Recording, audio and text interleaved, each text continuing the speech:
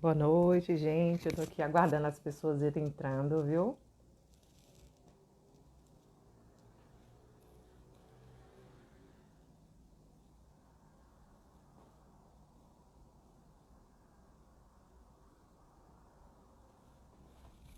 Pronto, vamos aguardar as pessoas irem entrando, tá bom?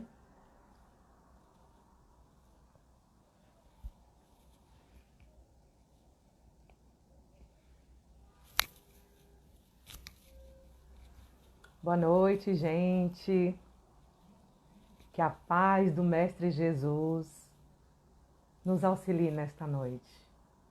Que a paz do Mestre Jesus chegue aí na sua casa, no seu lar, que traga para nós nesta noite o Mestre Jesus, a palavra que nos ajuda, a palavra que nos conforta, a palavra que nos torna pessoas melhores. E o tema de hoje da nossa live, que é amar, trabalhar, esperar e perdoar, é um tema que eu retirei do livro de Paulo e Estevão. Eu convido vocês a lerem esse livro, é um livro extremamente importante para a gente pensar a nossa vida, porque conta a história de Paulo. Quem foi Paulo de Tarso? A trajetória de Paulo nesse planeta, o quanto que Paulo ele foi importante para a difusão do cristianismo, o quanto que Paulo colaborou para difundir os ensinamentos de Jesus no planeta. E Paulo era alguém como você, como eu, uma pessoa simples, no sentido de alguém que errante, né? Uma pessoa simples nesse sentido, que era alguém que errava, mas alguém que estava sempre à procura de se melhorar. Então eu vou contar para vocês brevemente assim a história de Paulo de Tarso, porque para vocês lerem um livro e compreender esse processo, desse diálogo que aconteceu entre Saulo e Abigail, que eu tomo como objeto de discussão nessa live de hoje, que são esses 4 verbos: amar, trabalhar, esperar e perdoar, ele surge de um diálogo que acontece no livro entre Saulo e Abigail. Mas vamos lá, quem era Saulo mesmo? Saulo era um homem estudado, um homem culto, de família que tinha uma condição financeira, de família rica, né? Ele teve condições de estudar, de ter um vasto conhecimento científico, mas em contrapartida, Saulo era um perseguidor dos cristãos. Saulo era aquele homem vaidoso que ele se achava superior às pessoas. Ele fazia parte de uma elite. Então, quando Saulo ele começa a sua, as suas andanças pela cidade, ele se depara com Estevão. Estevão, quem era? Um jovem simples, de família simples, um jovem que foi dado como escravo. E esse jovem estava ali trabalhando, ensinando as pessoas, trabalhando com os ensinamentos de Jesus. Após a crucificação do Cristo, Estevão foi essa pessoa que tomou os ensinamentos de Jesus e levou adiante e foi pregando para as outras pessoas. Mas aí ele começa, Estevão, como Saulo, ele era um perseguidor dos cristãos, ele começa a perseguir Saulo. E ele trava um diálogo com Saulo.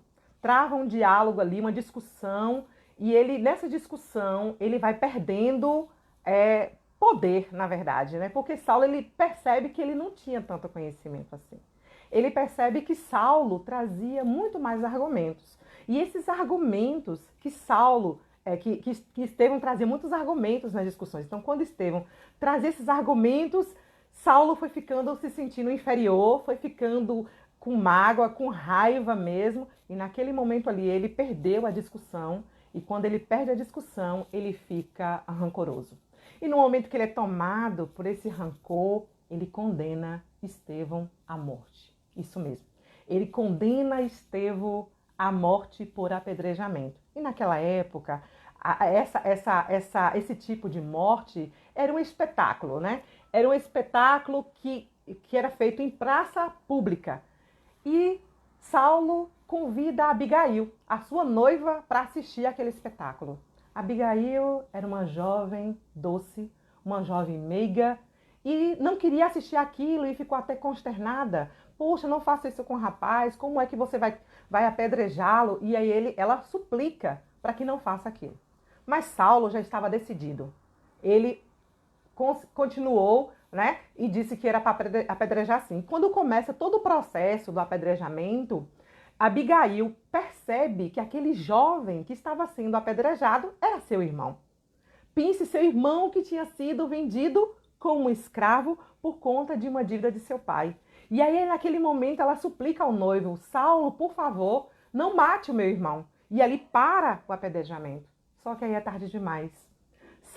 Estevão já está ali todo machucado, todo deslacerado das pedradas. Abigail toma ele no colo, consternada, chora, e ali Estevão dá seus últimos suspiros e Estevão morre.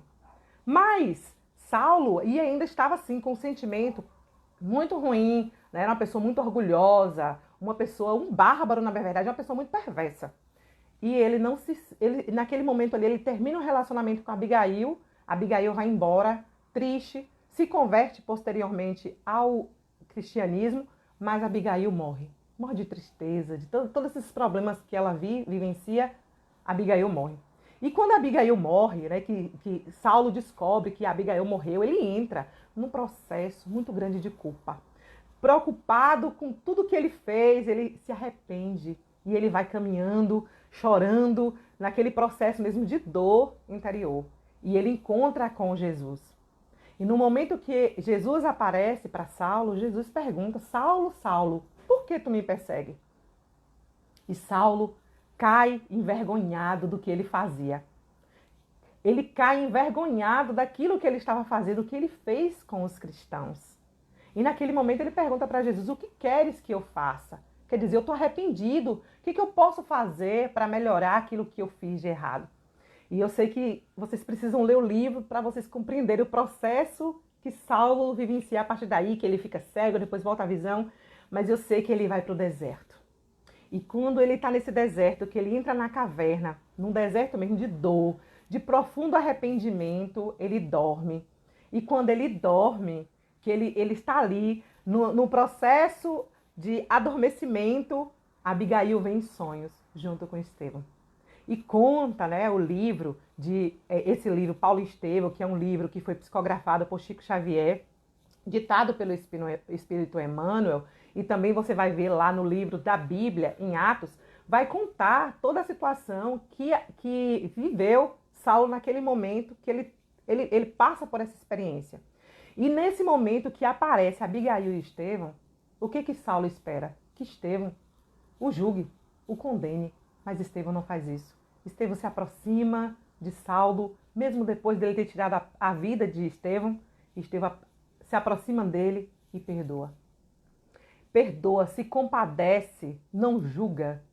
E Abigail começa ali, traçando todo um diálogo com Saulo. Saulo já arrependido, triste pelo que aconteceu, ele vai ali traçando esse diálogo com Abigail e ele começa a fazer alguns questionamentos. E ele pergunta a Abigail: mas diante de tudo isso, né, de todas as dúvidas que ele tinha, como seguir Jesus, mas o que é preciso para compreender esses desígnios de Deus? Como posso seguir ao Cristo? E aí Abigail responde para ele, com muita docilidade na alma, ela disse: ama. Ama. Talvez eu fiquei pensando quando eu li essa passagem, por Saulo ser um homem estudado para aquela época, teve a oportunidade de estudar muito. Talvez ele estava esperando um monte de livros para ele ler, né?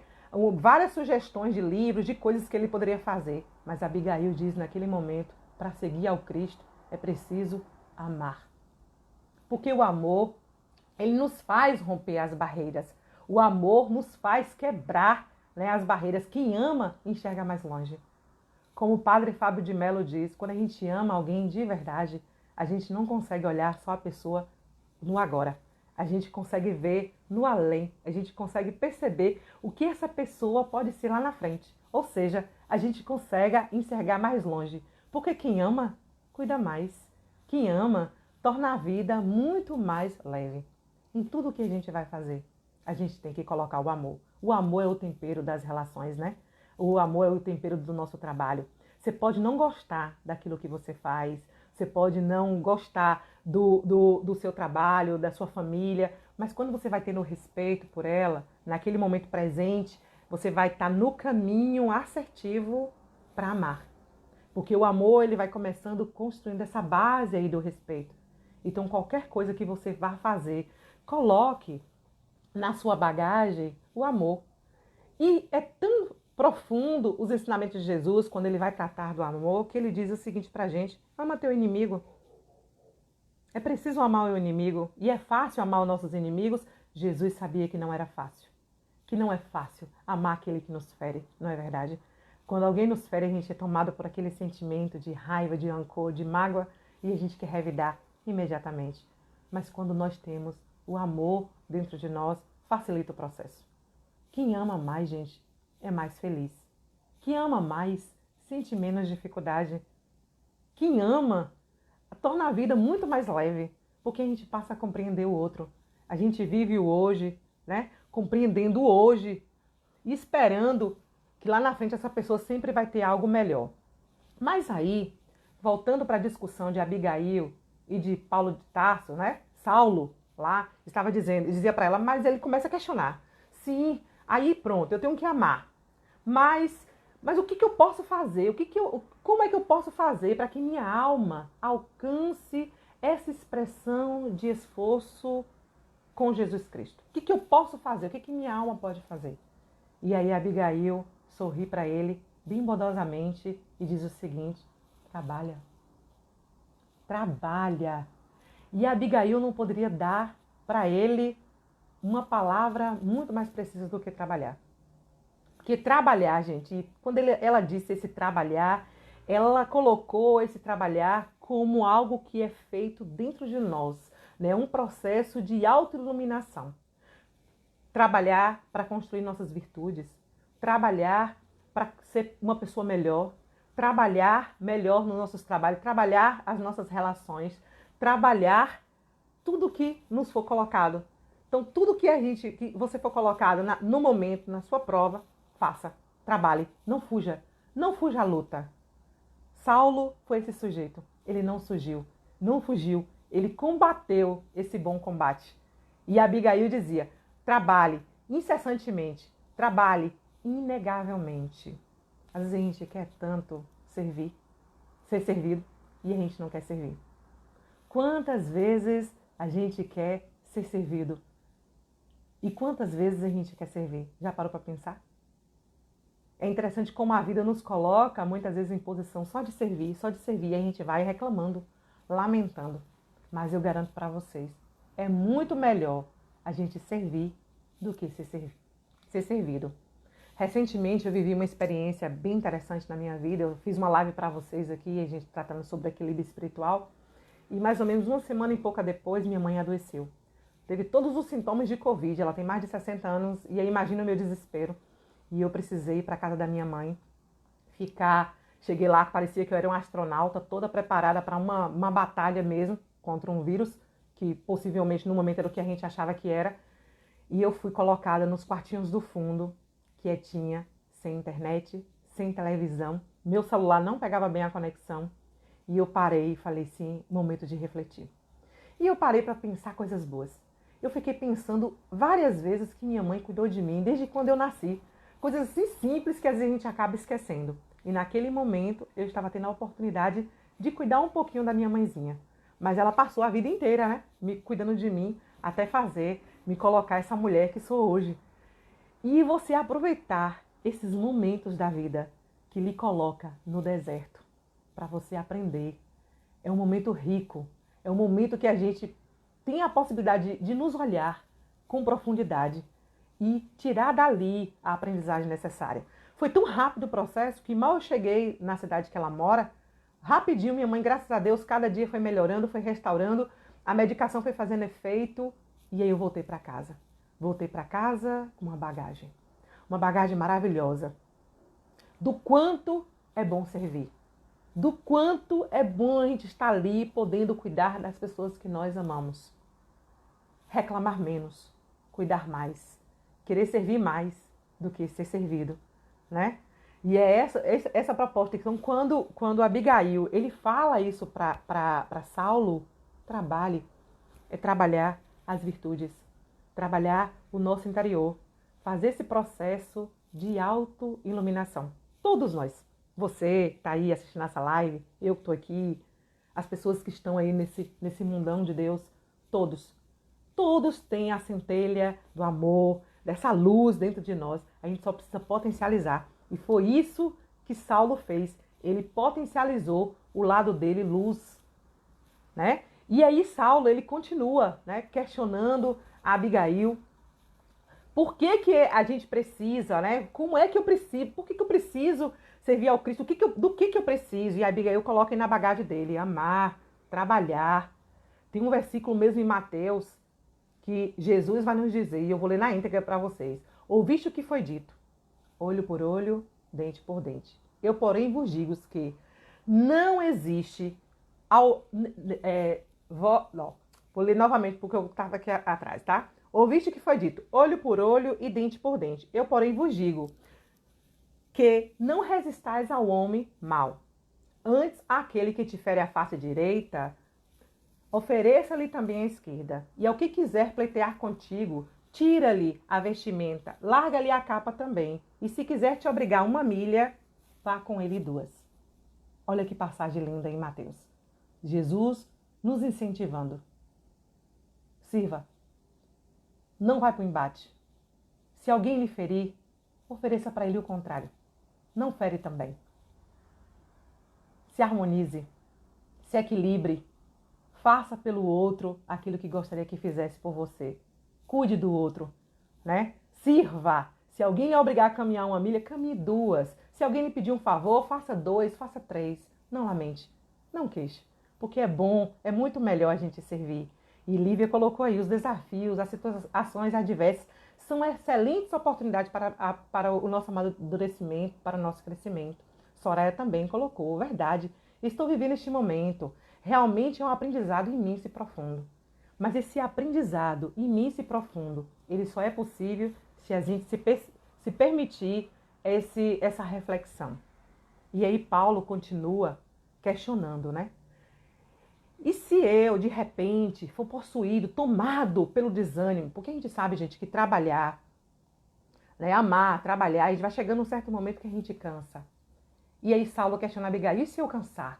O que eu devo fazer se eu cansar? E aí Abigail disse, esperar. Saber esperar o tempo das coisas acontecerem.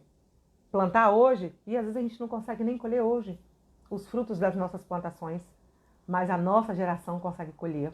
Os nossos filhos, nossos netos vão conseguir colher, ou quem sabe nós mesmos lá na frente. Mas é esquecer, não ter ansiedade por aquilo que a gente está plantando hoje. Às vezes a gente está estudando, quer passar num concurso, mas a gente quer imediatamente. E a gente tem que esperar o tempo das coisas. Essa pandemia, por exemplo, não está no seu controle. Não está no meu controle. Mas com certeza está no controle de Deus. E saber esperar o tempo das coisas é uma virtude. Ter paciência. Lembro do nosso amigo Francisco aí dos Anjos, que está aí, servir com amor e com alma. Chico fez uma palestra falando sobre a questão da paciência. A ciência da paz. Como nós precisamos ser pacientes. Cristiane disse, o tempo todo é de Deus. E é verdade, nós não temos o controle. E saber esperar, né, a semeadura, né, brotar ali o fruto do nosso trabalho é um processo que exige de nós paciência. Tenha paciência com você. Tenha paciência com os erros. Eu achei interessante essa questão mesmo de Paulo, que ele estava ali tomado por muito sentimento de culpa pelo que ele fez, não só pela morte, né, de Estevão, mas pela morte de outras pessoas que ele foi responsável. E ele vivia esse processo, mas ele se deu o cuidado dessa autoiluminação. Ele teve esse cuidado com ele no momento que ele errou. A gente tem que ter paciência com os nossos erros, porque a gente só pode ter paciência com o erro alheio quando a gente tem paciência conosco. Essa ciência da paz, ela primeiro precisa fazer parte de nós, do nosso interior. E a lei divina, a lei de Deus, ela é perfeita em todas as coisas. Não existe nada fora do lugar. Você não nasceu na família errada, a pandemia não está errada, não tem nada fora do lugar. Deus sabe todas as coisas, a gente só precisa aprender e ouvir o que Deus tem pra gente. E aí Saulo chega para Abigail, né? Abigail disse, ama, trabalha, se estiver desanimado, espere. E aí Saulo vai perguntando, mas quando eu for para o mundo, estiver trabalhando, estiver ali vivendo os ensinamentos de Jesus, e se as pessoas ali porventura me tratarem com indiferença, se as pessoas não forem boas comigo, se as pessoas forem más comigo, porque Saulo foi percebendo isso, que ele não tinha mais amigos. Que os amigos que ele tinha era só por interesse, ele perdeu tudo. Até a família dele, ninguém apoiou mais o Saulo. Então ele foi perdendo isso e ele entrou em desespero. E se as pessoas não me compreenderem?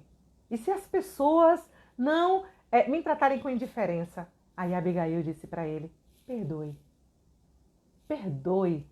Perdoe, porque perdoar é uma atitude nobre, não é verdade? E quando a Abigail termina esse diálogo com Saulo, falando para ele para perdoar, me fez lembrar muito de Divaldo, de uma palestra que Divaldo diz. Perdoar não é esquecer. Que esquecer é ter amnésia, né? Perdoar é você não querer revidar. Quando você perdoa as pessoas por qualquer erro que elas cometeram, você simplesmente altera destino. Pode acreditar, muitas vezes nós alteramos o destino das pessoas e alteramos o nosso destino quando a gente resolve perdoar. Porque muitas vezes nós ficamos presos às relações, às situações, a coisas, lugares, porque nós não perdoamos. E no momento que a gente perdoa, a gente tira aquela âncora que nos prende naquela situação triste, naquela situação ainda que nos faz sofrer. Em Mateus 6,14, Jesus diz, perdoai, né? Para que Deus também vos perdoe. Perdoai. Nós pedimos tanto perdão, Pai Nosso, a gente ora o Pai Nosso e pede perdão por nossas ofensas. Mas para que nossas ofensas sejam perdoadas, a gente precisa perdoar. E em Mateus 5:23 também diz o seguinte, né? Que o sacrifício mais agradável a Deus é o perdão. Precisamos estar exercitando o perdão. E por que, gente, eu preciso perdoar? Por que é necessário perdoar? Quais são as razões que eu preciso perdoar? Tem um livro que eu indico para vocês lerem, Perdão, O Caminho para a Felicidade, que é um livro que foi escrito por Nelson de Moraes. Ele foi orientado pelo espírito Alus e ele vai dizer, porque negar o perdão a si mesmo ou a outrem é como manter uma âncora que lhe prende essa pessoa, que lhe prende a uma situação, a um lugar, que lhe prende a uma tristeza. Às vezes você não consegue lograr êxito na vida, pasmem, por uma atitude simples, que às vezes perdoar por uma coisa tão simples. Às vezes a gente compromete uma vida inteira, porque a gente não perdoou. Às vezes a mãe cuida da gente o tempo inteiro, cuidou da gente da infância, nos colocou adulto, mas às vezes ela fala uma palavra impensada, um gesto impensado, ou o pai, ou a mãe, ou o irmão, ou a tia, ou alguém que convive com você.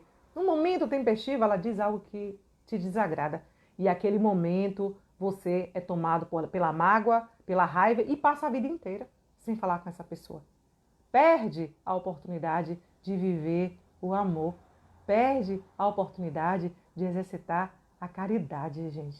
Perdoar é um ato de caridade, é um ato de amor. E a gente para de ser vítima, né, de nós mesmos e da nossa ignorância. Porque quando a gente não perdoa, a gente passa a ser vítima, né? A gente se coloca no estado de vitimismo, como se nós fôssemos a pessoa mais perfeita do mundo e que ninguém pudesse nos ferir. Sendo que muitas vezes a gente fere também. Ninguém passa essa vida aqui nesse planeta do berço ao túmulo sem precisar pedir perdão. Ninguém passa do berço ao túmulo sem precisar perdoar. A vida vai lhe colocar em situações que vai lhe pedir, né, te convocar para perdoar. E talvez o erro do outro que te incomode tanto hoje é um erro que você cometeu lá atrás. É um erro que você ainda é capaz de cometer. Por isso que mexe muito, né, com a gente. Então, a gente, para fazer esse movimento do perdão, a gente precisa muito se olhar. Por que eu tenho tanta dificuldade em liberar perdão? Por que eu tenho tanta necessidade de ainda me apegar a determinadas situações que não somam mais? Quando a gente tem muita dificuldade em perdoar o outro, quer dizer que a gente se cobra demais. Às vezes a gente se cobra tanto, a gente não se perdoa pelos erros que nós cometemos, E aí a gente passa também a fazer juiz de valor do outro. A gente se coloca como um juiz na vida do outro, porque a gente faz isso com a gente mesmo. Então, para eu fazer o perdão com o próximo, eu preciso fazer esse perdão primeiro comigo. Você errou lá atrás? Já parou para pensar nos erros que você cometeu? Que ele sirva como lição, que ele sirva como aprendizado, mas não como um motivo para você não se amar, para você não se cuidar, para você não se respeitar e para você não amar e não perdoar o próximo. Essa Lília que fala aqui com você hoje, né, com vocês hoje, já errou lá atrás. Mas para que essa Lília existisse hoje aqui para falar, para poder ler, entender a doutrina espírita, ela precisou vivenciar esse processo todo. E eu preciso olhar para todo esse processo que eu vivenciei na minha vida com amor, com caridade. Porque se eu consigo fazer esse movimento comigo, eu vou conseguir fazer esse movimento com o próximo. Eu vou olhar o outro sem julgar, sem esperar. Amar, sem esperar nada em troca.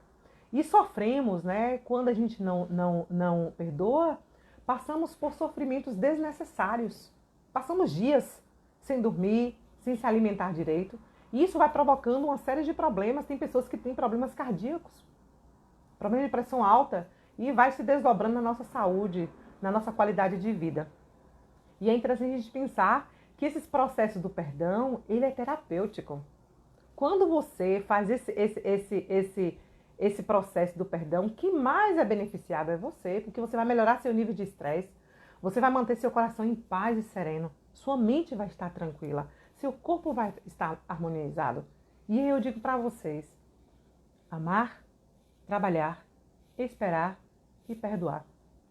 Desses todos, para mim, o mais difícil é o perdoar, porque quando você perdoa, você aprende a amar.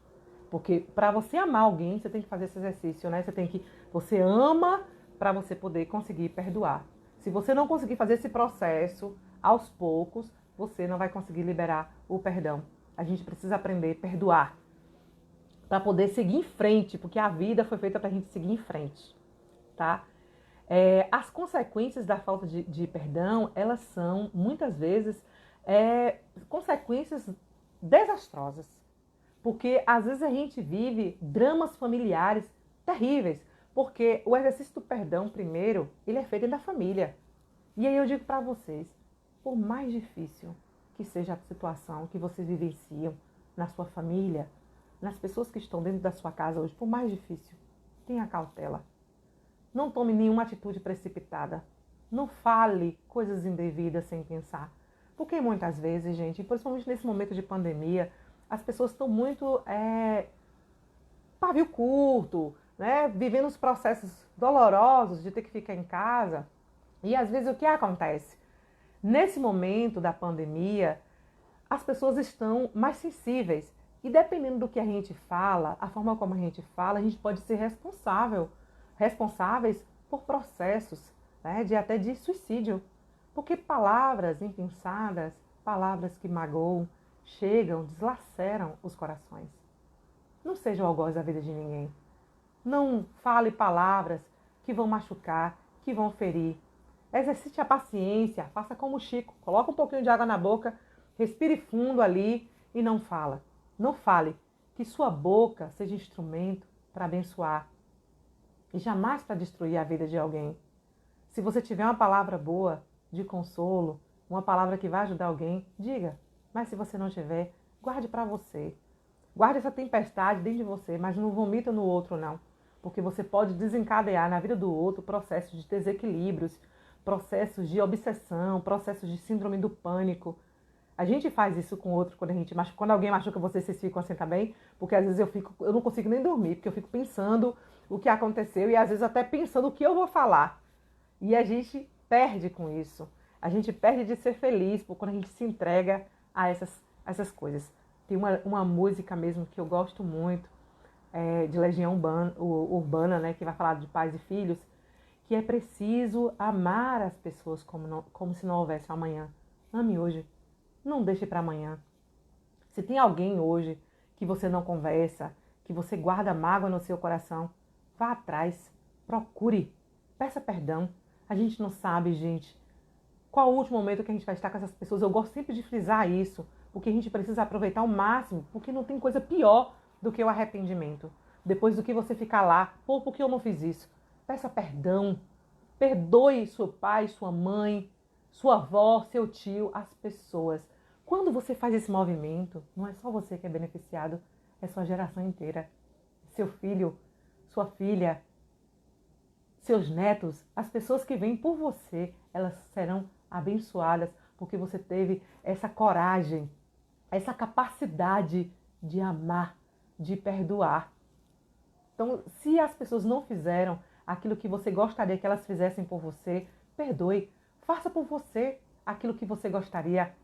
Às vezes a gente fica tão esperando, né, que o outro compre algo pra gente ou tenha uma atitude com a gente. Tenha essa atitude com você. Compre pra você aquilo que você quer.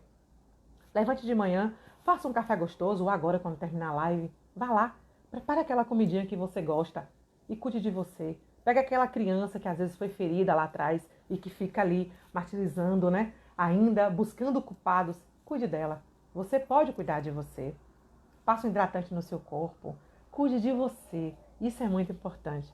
Tem uma frase de Tertuliano, que ele vai dizer o seguinte: você quer ser feliz só por um instante? Vingue-se. Mas se você quiser ser feliz para uma vida inteira, perdoe. Perdoar é viver em paz. Então, vamos contornar os problemas da vida. Ser como um rio.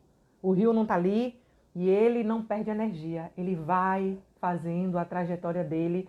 Se vier uma rocha na frente, o que ele faz? Ele contorna. Ele não perde energia. Ele contorna e é isso que a gente precisa fazer. Contornar os problemas da vida. Tornar a vida mais leve, mais suave. Não espere de ninguém nada. Dê para você aquilo que você espera. Sempre, gente. Muita paz e muita luz. É uma palavra breve para a gente só refletir esse momento. Amar, trabalhar, esperar e perdoar. Espere com paciência no Senhor. E perdoe aqueles que ainda, né, ferem você, não te compreendem. Né? Você também se perdoe pelos momentos que você não soube compreender, que você não soube amar. E tenha uma vida feliz, porque nós temos que ser felizes. Não se preocupe com o amanhã, tá bom? Entregue o amanhã nas mãos de Jesus. Essa pandemia, a gente não sabe o que vai acontecer amanhã, mas o nosso Criador sabe. Então, tenha coragem, tenha fé, espere. Não fique angustiado se você tinha muitos planos para a sua vida e de repente esses planos agora foram frustrados. Porque o futuro, né, a Deus pertence e eu tenho certeza que esse futuro nos reserva coisas maravilhosas. É só a gente ter fé. Não se entregue, não. Não se entregue ao desânimo, não se entregue à tristeza. Como eu disse na live passada, cuide de você, assista um filme gostoso, leia um livro, faça uma comidinha gostosa. Cuide mais de você, porque quando você estiver bem, acredita em mim, você vai saber cuidar das outras pessoas também. Você vai ter ânimo, você vai ter força de cuidar do outro também. Mas primeiro, cuide de você. Quando você está numa tempestade no avião, o piloto ele dá um comando, quando caem as máscaras de oxigênio, ele diz o quê? Ponha primeiro em você, depois auxilie o outro. Neste momento, cuide primeiro de você, depois auxilie o outro. Muita paz, meus irmãos, muita luz, que Jesus chegue em tua casa, no teu coração e faça assim aquele rebuliço mesmo aí dentro e arranque aí. Permita tirar toda a mágoa, toda a tristeza, todo o rancor que não te permite dormir, que não te permite ser feliz. Seja feliz, aceita que você nasceu para ser feliz, tá bom? Muita paz e muita luz. Beijo no coração de vocês. Obrigada por vocês que estiveram aqui, Tiane, Dinê, Carmesita e Lívia e todos os meus amigos aí do Centro Espírita, que eu não vou cair no erro de falar o nome de todo mundo, porque não dá certo, a gente acaba esquecendo de alguém, tá bom? Tô com muita saudade de vocês, que Deus abençoe. Muita paz para nós, muita luz.